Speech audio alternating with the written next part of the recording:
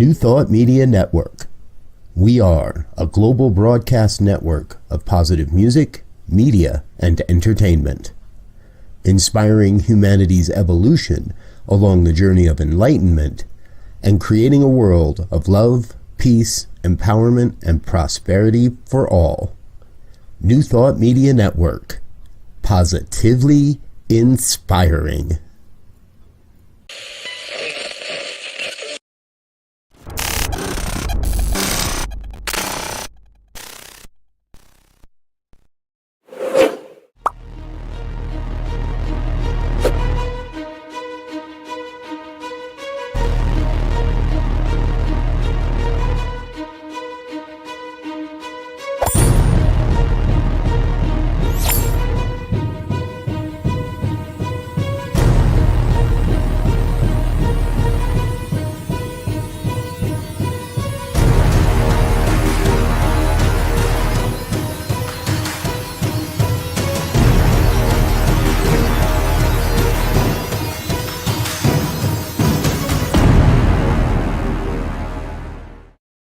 And hello again, dear ones. Reverend Robert with you here on the New Thought Media Network. It's Friday night. It's 5 o'clock on the Mountain Time Zone.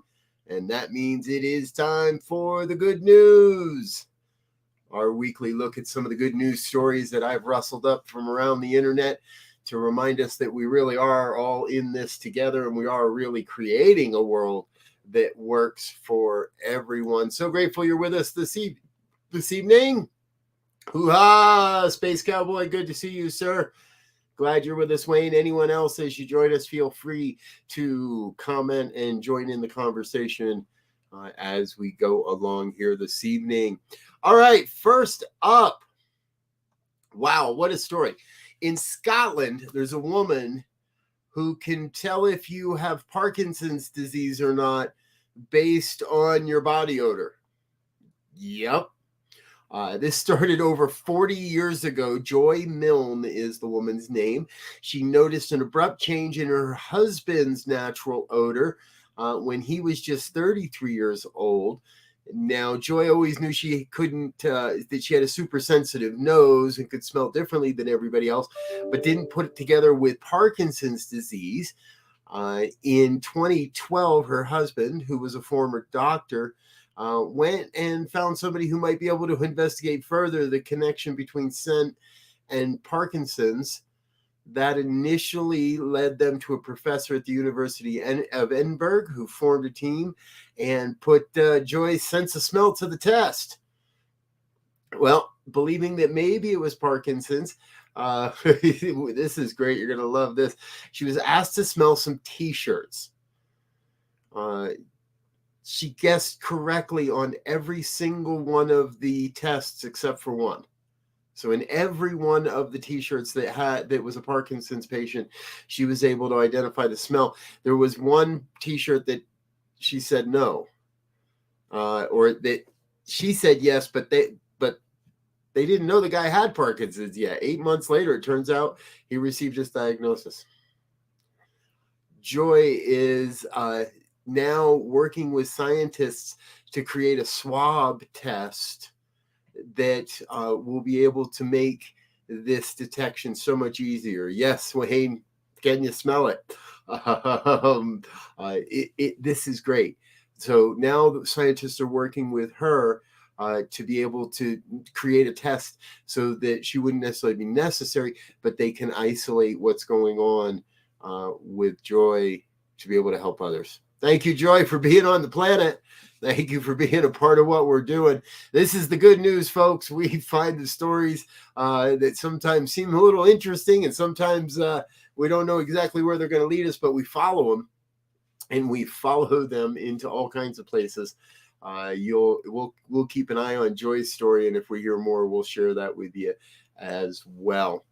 All right, next up, this is an interesting one. An innovative paint is being used outside of Atlanta, in schools outside of Atlanta, to relieve that urban heat island effect that happens. Now, if you've ever lived in a city or hang out in a city, you know that you can get surrounded by a lot of blacktop, and 75-degree air temperature can easily push the blacktop to over 120.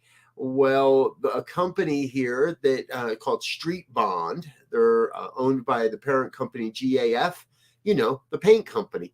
They've developed a paint specifically for cement and other ground surfaces. It comes in blue and tan. You can kind of see someone spreading some gentleman spreading some blue paint back there on the area, and it's to be used. It's originally was developed for crosswalks and bike lanes, hotel driveways, other parking lots, things like that. Now they're expanding it and using it for playgrounds for the kids.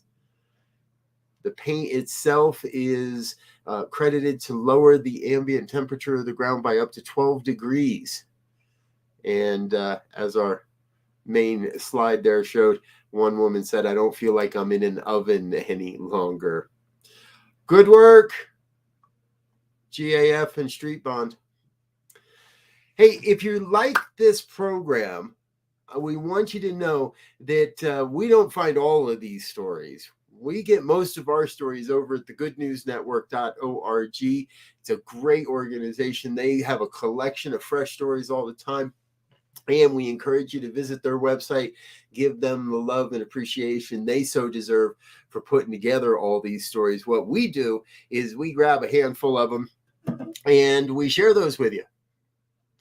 We'll put links in the description so you know how to get over to the main stories, and we encourage you to follow up. Some of them have videos, and not all, but many of them do have a video attached.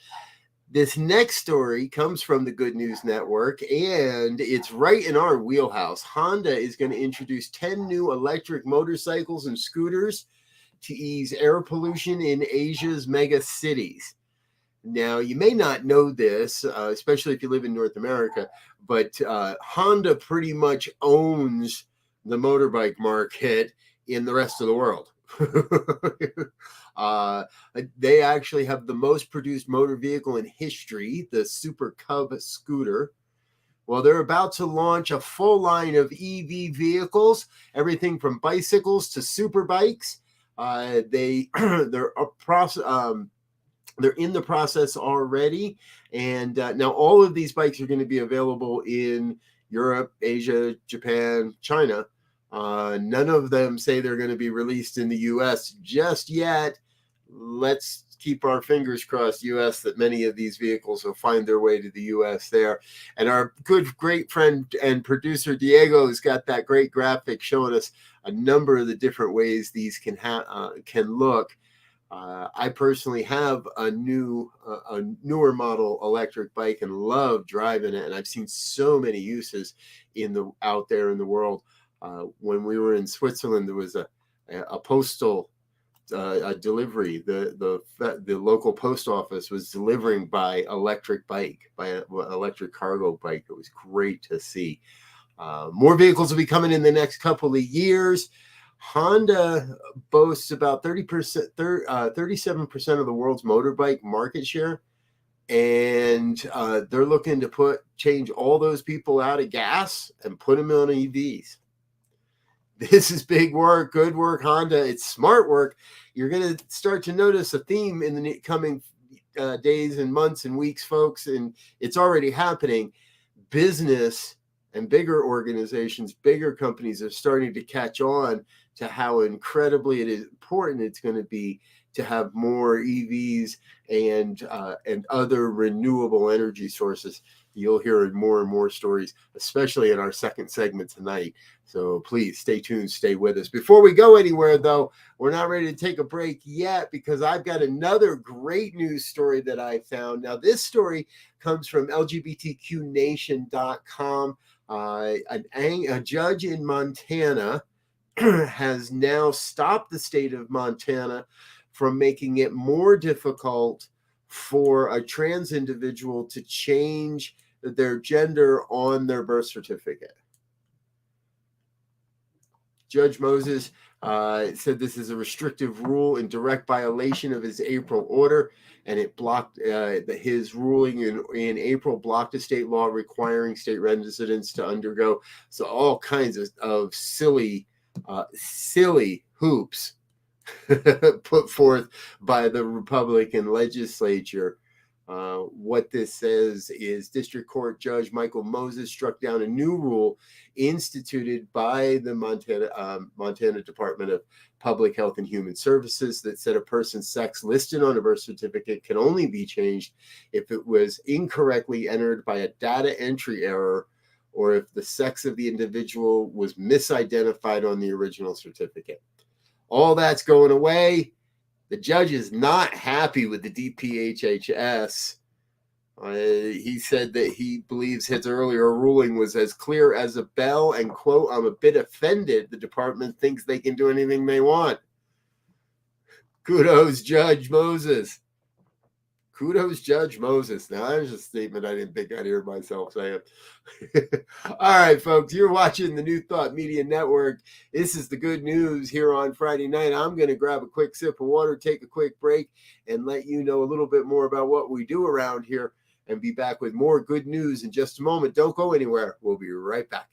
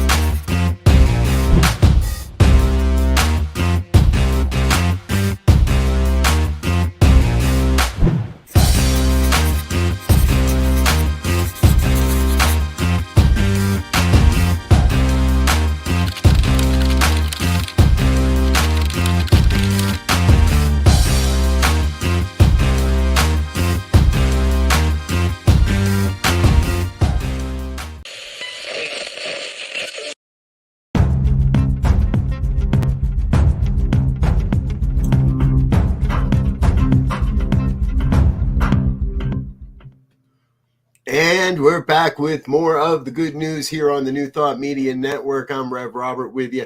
Thank you for being with us here this evening.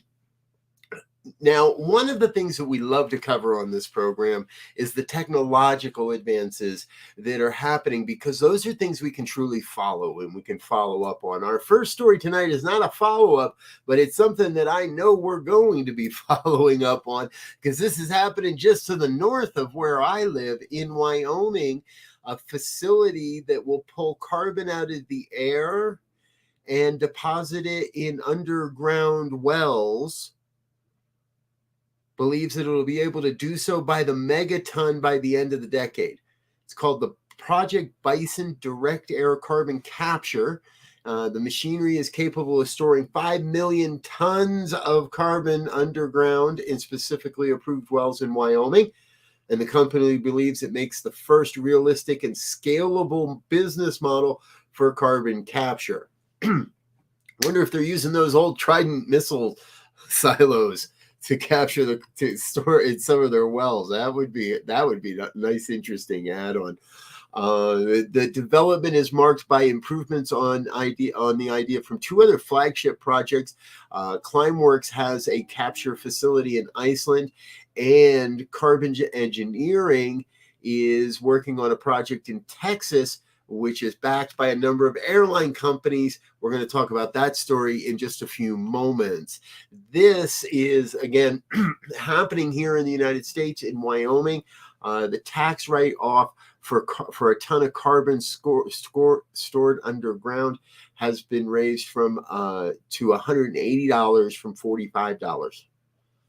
So for every ton of carbon somebody puts into this facility, they get $180 write-off. Okay, that works. basically what the industry experts said is we're really trying to get ourselves positioned to be the place of first choice for industry as they emerge with new climate technologies. That was the governor of Wyoming, Mark Gordon. We're going to follow this one, folks. We need more carbon capturing, and we need to reduce the carbon instead of creating it as well.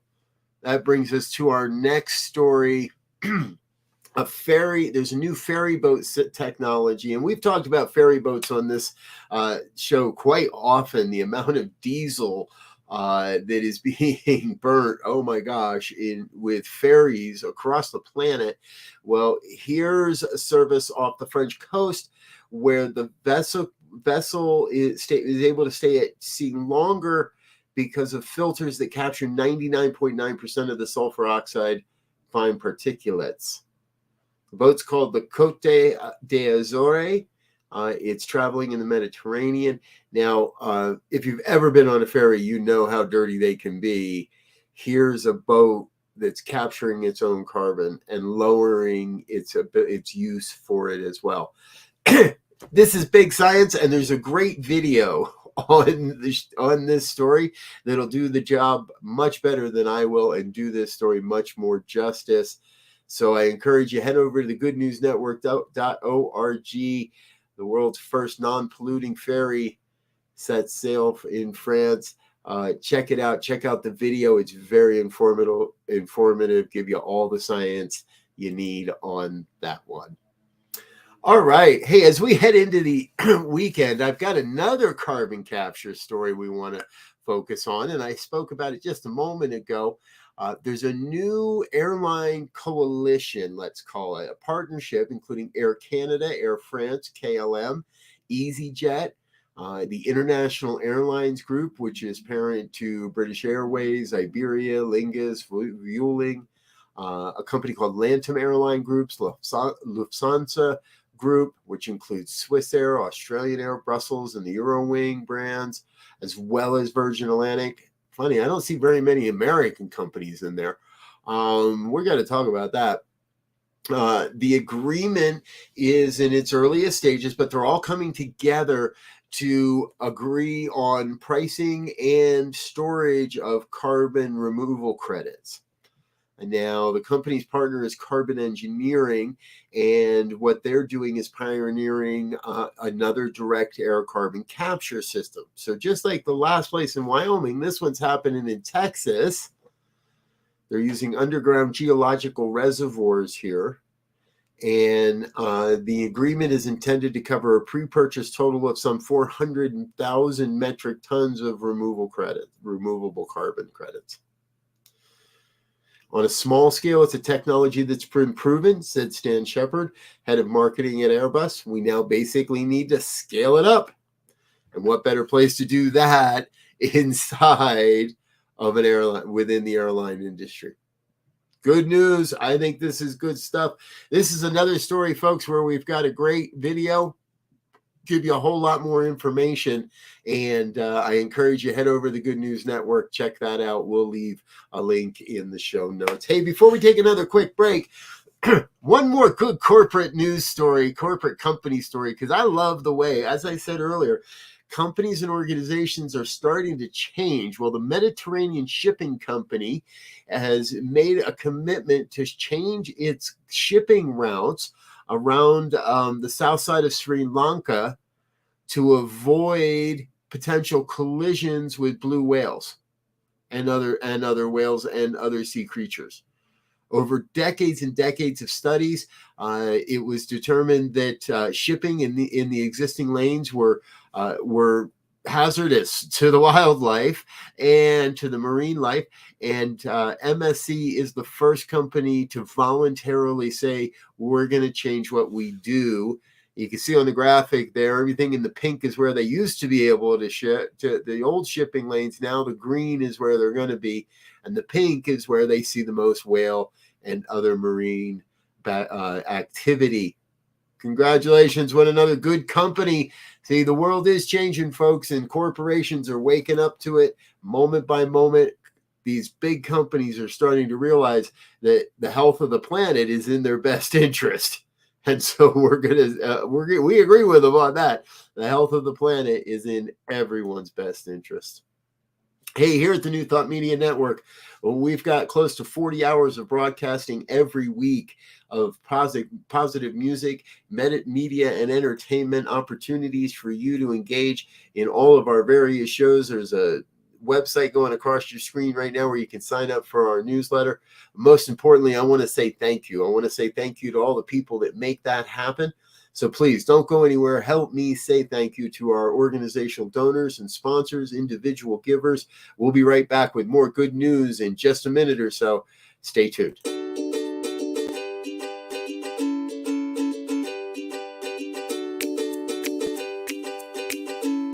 Thank you, Center for Spiritual Living Denver, for your continued support. Thank you, Center for Spiritual Living Midtown Atlanta, for your monthly contribution. Thank you, Center for Spiritual Living North Jersey, for your monthly contribution. And please help us welcome Om Center for Spiritual Living in La Mesa, California.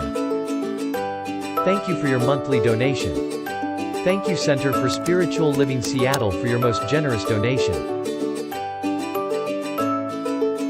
And a special thanks to Hefferlin Foundation for your generous technology grant.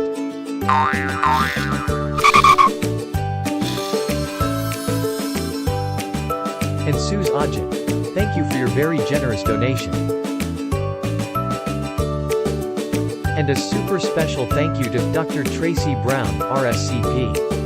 Thanks for being a super donor. And a big shout out to all our committed donors.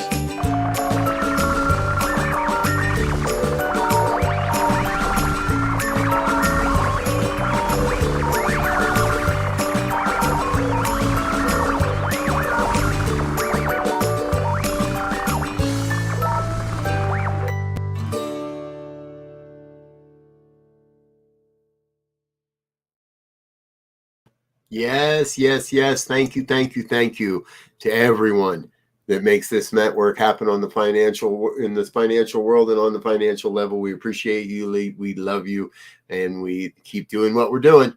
All right, folks, back to the good news here for a Friday night in our final segment.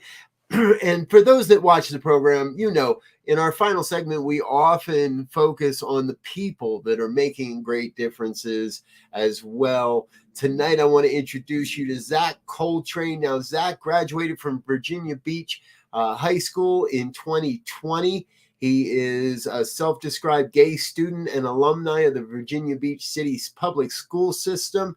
And Zach is sickened that the school district was about to adopt what he called a worst case parental rights resolution.